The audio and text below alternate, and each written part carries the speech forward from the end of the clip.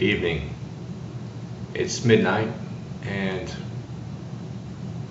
I'm having a cup of coffee with my sunglasses on. It's the Bruce Wayne channel. We're going to talk about Atlantis. I'm going to say I do not believe that Atlantis exists in terms of this table that this camera sits on, that I can knock on. It does not exist that way. However, spirits and things like that are, in fact, part of our minds. Whether we can touch them or not, or whether somebody put a name on them, such as Yahweh or certain variations of the Buddhist religion, such as what some of the Tibetans practice, and things found in the Hindu religion. It has an effect on us. There's a real effect that those things cause in this reality. Can you sense them with scientific sensors and whatnot? No. But there's an idea about them.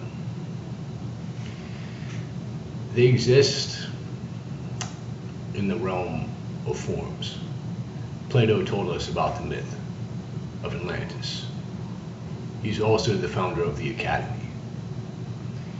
He is one of the most level-headed, logical people, most trustworthy people, individuals, to ever walk this earth. If we wanted our matters somehow fixed today, we would want to consult Plato. Plato wrote the Republic. The Republic was a book as to whether or not we should have democracy or not democracy. Plato believed slightly that if we had a democracy, then we'd vote all our rights away. And that was taken into account by our forefathers, and that gave them the idea to put the Bill of Rights into the Constitution so that we don't, by accident, vote away. The majority does not vote away the majority's freedoms, if that makes any sense to you, but that's a different subject. But getting on to the subject of Atlantis, it exists in the sea.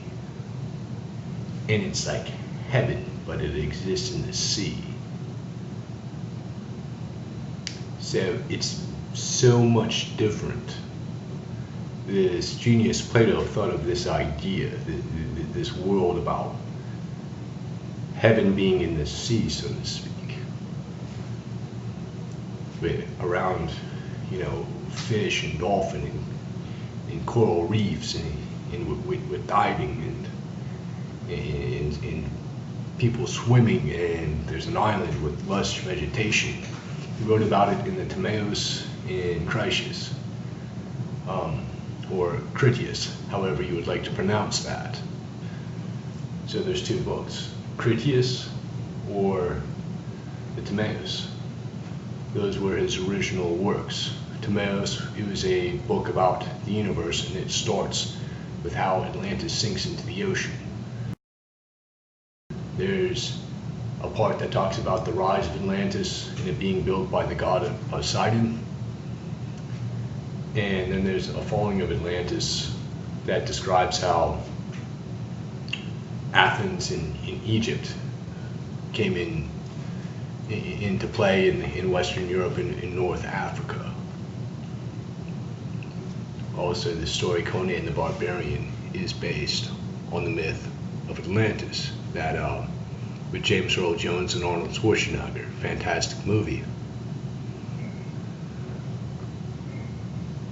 But you're not going to find it. It's not going to be one of these cities that we ever find. That's what I believe. It just exists in the imagination. And the real thing about Atlantis is not where is Atlantis.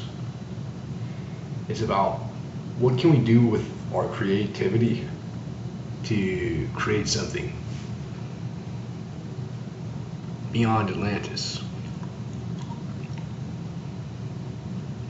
And I think Atlantis was about going as deep as you can in your psyche.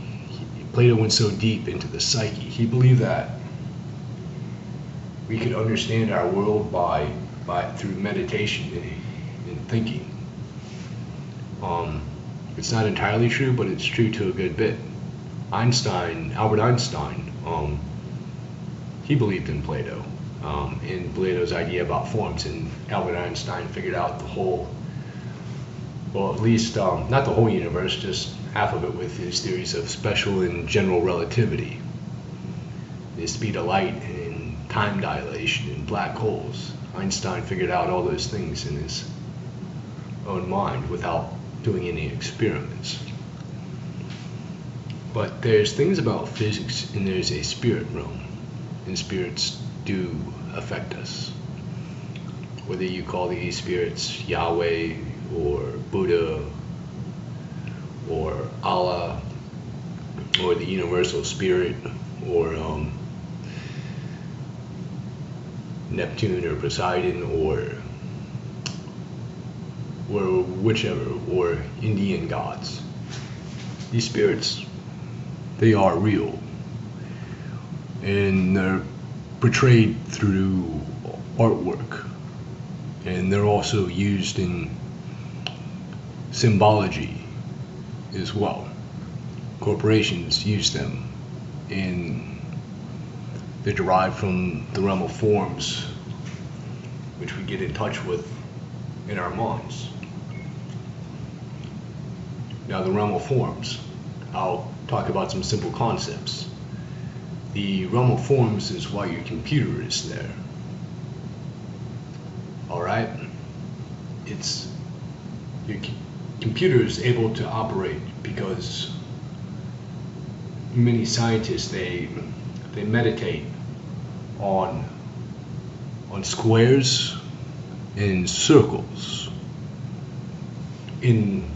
That's what mathematics is for a good part.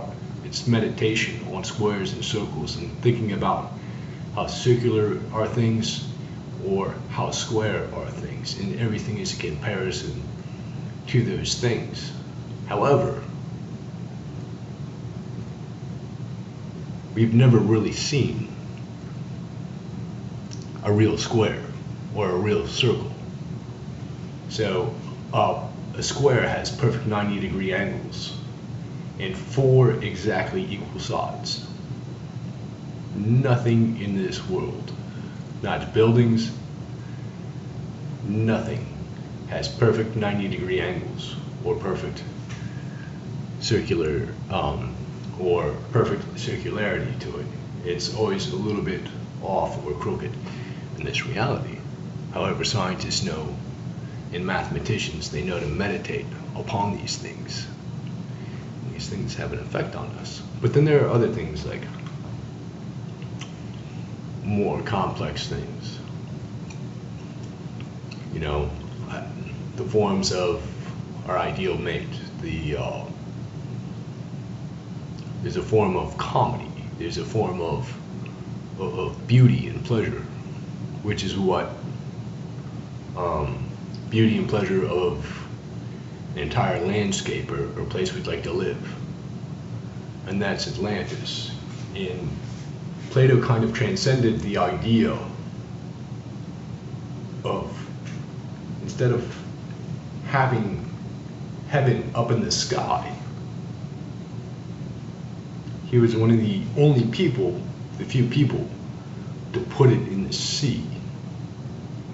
He put it in this beautiful water landscape, and that's why this idea that he created and he derived from the realm of forms is so superior to many of the ideas in religions, of other religions, seeking an alien god from outer space, and it was superior to the prior religion of gods being up in the sky, such as in Mount Olympus. Also, it is important to note Atlantis could have been the books about it and Plato's writings about it could have been a reaction or an opposing, it was an opposing religion or spiritual idea to the idea of those gods being the Mount Olympian gods. Why would Plato do that? Because his teacher Socrates was killed because Socrates said that there were no gods that really lived up in the sky, and such as Zeus and Hercules and all those guys. So Atlantis could be a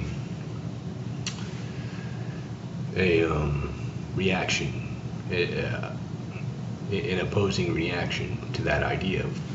So they take heaven and put it in the ocean. And Plato did say that he descended from the god Poseidon, and he really felt that way. But what exactly did he mean, and how are the sensations going through his mind, and how is that affecting the way in which he